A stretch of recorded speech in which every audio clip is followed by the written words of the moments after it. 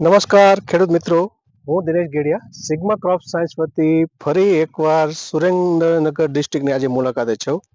હવે આપણી સાથે આ જે એક વેપારી આપણા સિગ્માના અહીંના વેપારી સાથે છે અને આજે ખેડૂત પણ સાથે છે, સ્ટાફ પણ છે. આજે આપણે એક મુલાકાત લઈ છે રીંગણીની, જે આ વર્ષે ખૂબ જ સરસ ભાવ ને સારું છે. ખેડૂત માટે બહુ સારા સમાચાર છે, પણ ભાવ સાથે ખેડૂત ઉત્પાદન નથી લઈ શકતા. તો આ ખેડૂતને ઉત્પાદનમાં કેવું છે અને સિગ્મા સાથે એના બેનિફિટ, સિગ્માની કઈ પ્રોડક્ટમાં એને બેનિફિટ સારા લાગ્યા અને શું એનો ફરક છે, આપણે એની સાથે ચર્ચા કરશું અને એનો અભિપ્રાય લેશું. પેલા વડીલ આપણું પૂરું નામ આપશો? મારું નામ નરોત્તમભાઈ ભવાનભાઈ મકવાણા. મકવાણા ને આ ગામ? ગામ વઢવાણ. વઢવાણ ને જિલ્લો સુરેન્દ્રનગર. સુરેન્દ્રનગર. હવે આ રીંગણીની અંદર જયદીપભાઈ સાથે તમારે વાત થઈ, સિગ્માની પ્રોડક્ટ વિશે તમને ચર્ચા કરી ને તમે વાપરી. પેલા શું તકલીફ હતી ને અત્યારે શું ફાયદા છે એના? પેલા રીંગણીની વજ નહોતી થતી, વજ નહોતી થતી અને આવી કુણેપ નહોતી થતી ને ફૂટે નહોતી થતી. ફૂટ નહોતી થતી. પછી મને કે આ તમે નાખો સુપિક સોઇલ એકવાર વાપરો.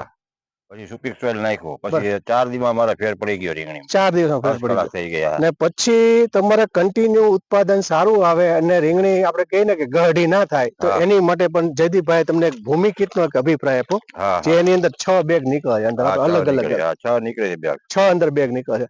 આ બેનું કોમ્બિનેશન કર્યું ને રીંગણીમાં તમારે કેવું આમ રહ્યું ઉત્પાદનમાં? પછી સારું નીકળ્યું. સારું નીકળ્યું, બરાબર છે. પછી ફર્સ્ટ ક્લાસ નીકળ્યું. બરાબર. હવે એક બીજું કહેવાનો મતલબ કે આ રીંગણા માર્કેટમાં તમે મૂકો તો જયારે વેચવા જાઓ ત્યારે તમારી વેપારી તરીકે ખેડૂત તમારી રીંગણાની ક્વોલિટીમાં પસંદગી વેપારીઓને કેવી હોય છે? સારામાં સારી. પેલા જ અમારું રીંગણું ઉપાડે. પેલા જ તમારું રીંગણું ઉપાડે. અહીંયા લઈ જાય 5-5 કિલો. બરાબર છે. ટૂંકમાં તમારે ઘણી વાર યાર્ડમાં વેચવા નથી જવું, તમારી પાસે વેપારીઓના બુકિંગ આવે છે કે ભાઈ તમારી વાડીએ બેઠા બેઠા લઈ જાજો. તો સિગ્માનું સુપિક સોઇલ ને ભૂમિ કીટનો અનુભવ શું કહેવા માંગુ, ખેડૂતને શું કહેવા માંગુ? સારામાં સારો છે અને નખાય ત્યાં ને ઉત્પાદન સારું, ઉત્પાદન સારું આવે ને ક્વોલિટી સારી બને. ક્વોલિટી એની રીંગણાની શાઇનિંગ સારી આવે છે, કલરમાં સારું થઈ ગયું. કલરમાં સારું નહોતો, પેલા કલર નહોતો થતો, મુરઝાઈ ગયેલું, અને આપ જોઈ તો આપણે ગમે નહીં, આપણે જોઈ છે તો એકદમ શાઇનિંગ યુક્ત. આ ડીટીયુ કારું પડી જતું હતું. આ ડીટીયુ એકદમ લીલું છમ રહી છે ને ઓલું કાળું નથી પડતું, બરોબર? તો પોષક તત્વ ને સુપિક સોઇલ બે ભેગું થયા પછી રિઝલ્ટ સારું. ને ખેડૂતોને આનો અભિપ્રાય આપવો હોય તો અપાય જ છે, નખાય જ છે, વપરાય જ.